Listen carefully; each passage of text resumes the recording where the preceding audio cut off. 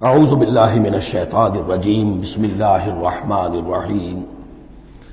پانچویں رکوع میں ایک مکالمہ آ رہا ہے دو اشخاص کا۔ ایک شخص وہ ہے کہ جس کو اللہ نے دنیاوی نعمتیں جو بھی اس دور کی تھیں بھرپور دی ہیں، مادی وسائل بھرپور دے رکھے ہیں، اور وہ اس قدر اس کا معاملہ ٹھیک چل رہا ہے کہ ہوتے ہوتے اس کی نگاہ اب اللہ کی طرف سے ہٹ کر ان مادی اسباب و وسائل ہی پر جم گئی ہے، اس کا توکل اور اعتماد اسی پر قائم ہو گیا ہے۔ ایک دوسرا شخص ہے دنیاوی اعتبار سے مرفع الحال نہیں ہے، اس کے پاس دولت نہیں ہے، دنیاوی چیزیں نہیں ہیں، لیکن وہ اللہ تعالیٰ کی معرفت اسے حاصل ہے۔ وہ اس دولت مند آدمی کو کوئی نصیحت کرتا ہے کہ تم اللہ کو بھول گئے ہو، تمہیں چاہیے کہ ان تمام چیزوں کے اوپر جو بھی اللہ نے تمہیں دی ہے اس کا شکر ادا کرو، اس کا حق ادا کرو۔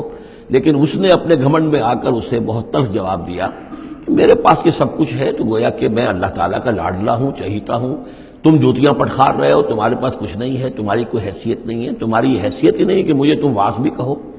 لیکن یہ کہ اس پر پھر جو ان کے درمیان معاملہ ہوا تو انہوں نے کہا اس شخص نے کہ ہو سکتا ہے کہ اللہ تعالیٰ تمہارے اس سارے دولت کو اور مال و اسباب کو ضائع کر دے، لیکن یہ کہ اس نے کہا کیسے ہو سکتا ہے، میں نے سارا بندوبست ٹھیک کیا ہوا ہے۔ بہرحال نتیجہ یہ نکلا کہ اللہ تعالیٰ نے اس کی اس پوری دولت کو ایک طریقے سے ضائع کر دیا، اور پھر وہ اپنے ہتھیلیاں ملتا رہ گیا، کف افسوس ملتا رہ گیا، اور اس نے کہا ہائے کاش کہ میں نے اپنے رب کے ساتھ شرک نہ کیا ہوتا۔ حالانکہ اس پورے رکوع میں کہیں کسی دیوی کا، دیوتا کا، کسی اور الہہ کا کوئی ذکر نہیں ہے۔ تو اس رکوع میں سمجھنے کی بات یہ ہے کہ ایک شرک ہے مادہ پرستی کا شرک، مادی اسباب و وسائل پر اتنا تکیہ ہو جائے، اتنا توکل ہو جائے، اتنا اعتماد ہو جائے کہ پھر اللہ تعالیٰ کو انسان بھول جائے، مسبب الاسباب پر سے نگاہ ہٹ جائے، اور وہ سمجھے کہ سارا اعتماد اور توکل میرا ان مادی اسباب و وسائل پر ہے۔ تو یہاں گویا کہ اس نے ان مادی وسائل و اسباب ہی کو اپنا معبود بنا لیا ہے۔ تو یہ شرک ہے جو اس دور کا سب سے بڑا شرک ہے۔ اس دور میں بت پرستی کا شرک بہت کم رہ گیا ہے، اب ستارہ پرستی کا شرک کہاں رہ گیا ہے؟ کون لوگ ہیں جو ستاروں کو پوجتے ہیں؟ اب تو انسان سمجھتا ہے ستاروں تک تو ہم پہنچ ہی جائیں گے، ہمارا علم تو پہنچ ہی چکا ہے، چاند تک ہم اتر آئے ہیں، اب چاند کو کون پوجے گا؟ یہ جو اب ساری جو ہے اب جو پوجا پاٹ ہو رہی ہے وہ تو مادہ پرستی کی ہے، وہ دولت کی ہے، وہ در حقیقت یا وہ نظریاتی طور پر وطن پرستی ہے، اس کا ایک شرک ہے۔ تو یہ اس دور کے شرک کو سمجھنا بہت ضروری ہے، اور یہ رکوع اس اعتبار سے کہ اس میں کسی دیوی دیوتا کا ذکر نہیں ہے۔ تو شرک کون سا کیا اس نے؟ وہ شرک یہی ہے کہ اس نے دنیاوی مال و اسباب اور مادی اسباب و ذرائع کے اوپر اپنے سارے توکل کو جو ہے اس کے ساتھ منسلک کر دیا، یہی گویا کہ اس کو معبود بنا لینا ہے۔ وَاضْرِبْ لَهُم مَثَلَ الرَّجُلَيْنِ، ان کے لیے بیان کیجئے دو اشخاص کی مثال۔ جعلنا لأحدهما جنتین من اعناب، ان میں سے ایک کو ہم نے دیے تھے دو باغ انگوروں کے، وحففناہما بنخل، اور ان دونوں کو گھیرے میں لیا ہوا تھا کھجوروں کے درختوں نے۔ اب دیکھیے کہ انگوروں کی بیلیں ہیں، اور چونکہ ادھر ادھر سے ہوا تیز نہ آئے تو کھجوروں کے جھنڈ جو ہیں وہ چاروں طرف لگے ہوئے ہیں، تاکہ ان کے مابین جو اس کی انگوروں کی بیلیں ہیں وہ بڑی محفوظ ہیں۔ وجعلنا بینہما زرعا، ان کے درمیان کھیتی بھی تھی، یعنی یہ کہ اناج کا سامان بھی ہے اور انگوروں کی بیلیں بھی ہیں، اور یہ کہ کھجوروں کے درخت بھی ہیں۔ کلتا الجنتین آتت اکلہا، اور وہ دونوں باغات اپنا پھل دیتے تھے، ولم تظلم منہ شیئا، سال بسال پھل آ رہا ہے، سال ہر سال ہو گئے، ہر سال پھل آ رہا ہے، اس میں کوئی کمی نہیں کرتے تھے۔ جب یہ چیز چلتی رہتی ہے تو آدمی کا خود بخود ایک توکل جو ہے وہ اس چیز کے ساتھ وابستہ ہو جاتا ہے، وہ بھول جاتا ہے کہ اس کی اللہ تعالیٰ کے فضل و کرم سے ہے یا اللہ کے اذن سے ہے، بلکہ یہ کہ وہ انہی چیزوں کو سمجھ بیٹھتا ہے کہ یہ دائم ہے اور قائم ہے۔ وَفَجَّرْنَا خِلَالَهُمَا نَهْرًا، اور ہم نے ان کے مابین ایک نہر بھی نکال دی تھی، آب پاشی کا بھی پورا نظام موجود ہے۔ وَكَانَ لَهُ ثَمَرٌ، اور اس کے میوے بھی تھے، یعنی یہ بھی تھا کہ باغ جو ہے پھلا ہوا اس وقت، انگور بھی ہیں اور کھجور بھی جو ہے درخت جو ہے لدے ہوئے ہیں۔ اور ایک اس کا مفہوم یہ بھی ہے میرے نزدیک جو زیادہ راجح ہے کہ اس کو اولاد بھی اللہ نے خوب دی تھی۔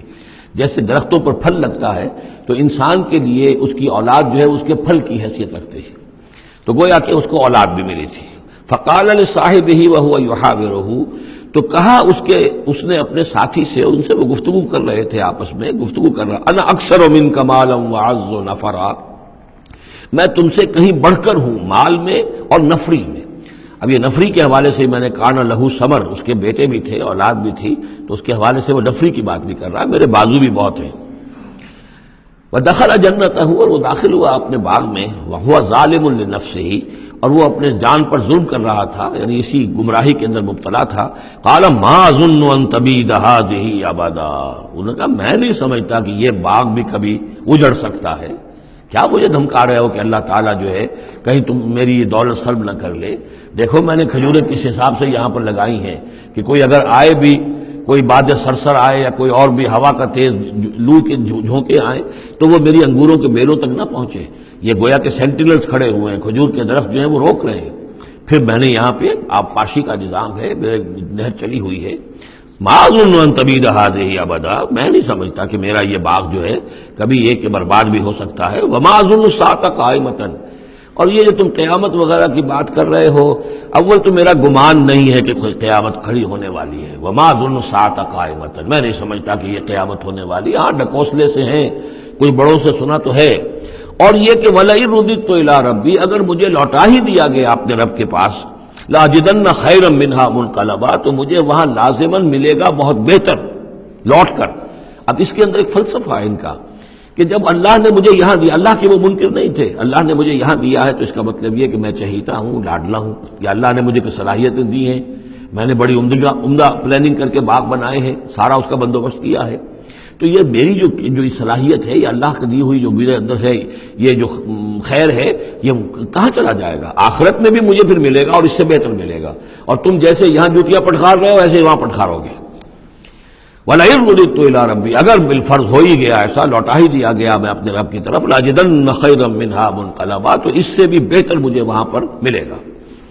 قال له صاحبه، اب اس اللہ کے بندے نے جو نیک بندہ تھا کہا اس سے، اس کے ساتھی نے، وَهُوَ يُحَاوِرُهُ، اور ان سے گفتگو کر رہا تھا، أَكَفَرْتَ بِالَّذِي خَلَقَكَ مِن تُرَابٍ، کیا تو نے کفر کیا اس ہستی کا جس نے تجھے مٹی سے بنایا، ثم من نطفہ، پھر پانی کی گندے پانی کی بوند سے بنایا، ثم سواک رجلا، پھر تجھے ایک پورا انسان بنا کر کھڑا کر دیا.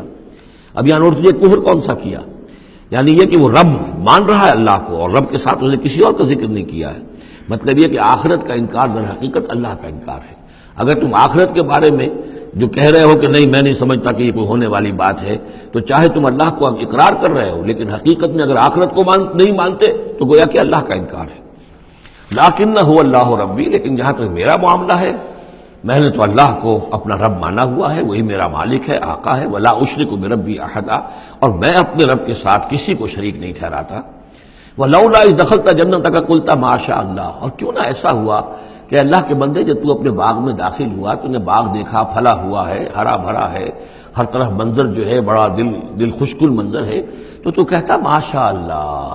یہ پھر وہی مجلسی کلمہ آ گیا جس میں توحید کوٹ کوٹ کر بھری ہوئی ہے. ماشاء اللہ، یہ جو اللہ نے چاہا، جو اللہ نے چاہا، یہ سب اس کے فضل و کرم سے ہے. لا قوت الا باللہ، کوئی طاقت نہیں ہے اللہ کے سوا. اگر اللہ کی طرف سے یہ بات نہ ہوتی تو میرے اندر کوئی صلاحیت نہیں تھی. اللہ ہی کی ہے در حقیقت، یہ دین ہے اسی کی عطا ہے.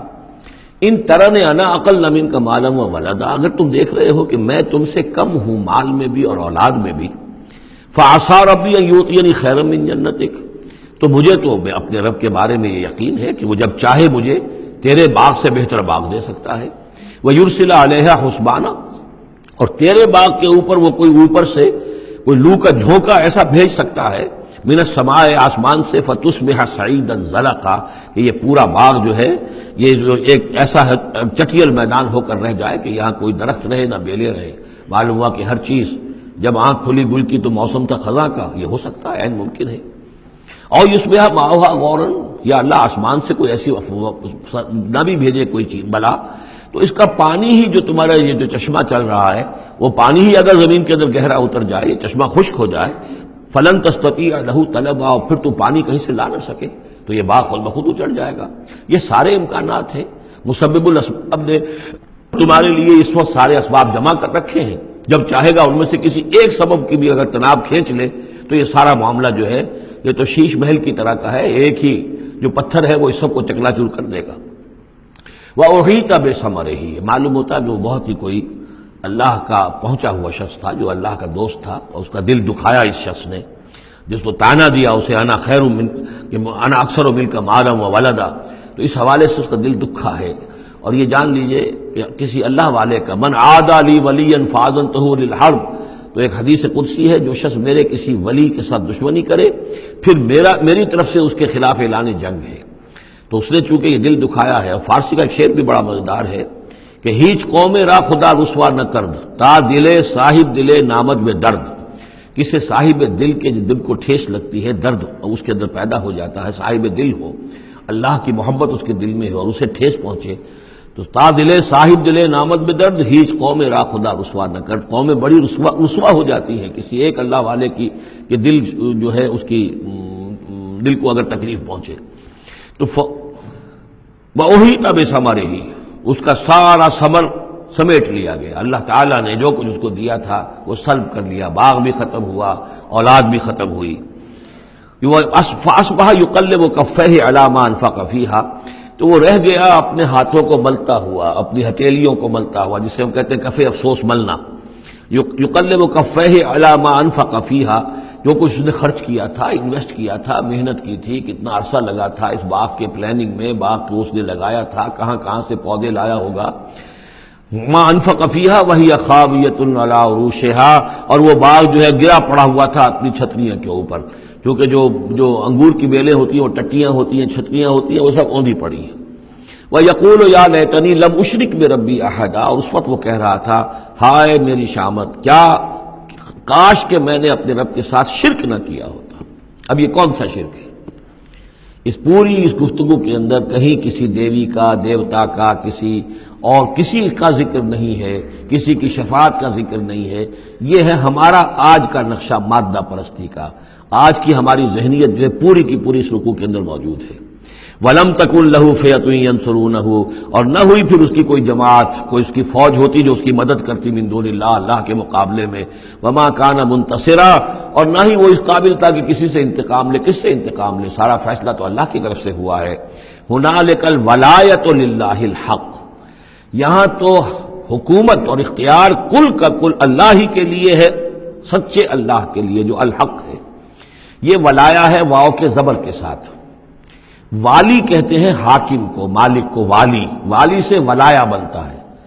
ولی کہتے ہیں دوست، پشت پناہ، اور اس سے ولایا بنتا ہے، ولایت باہمی۔ اللہ ولی الذین آمنوا یخرجہم من الظلمات الی النور، اور الا ان اولیاء اللہ لا خوف علیہم ولا هم یحزنون، یہ ولایت ہے واو کے زیر کے ساتھ۔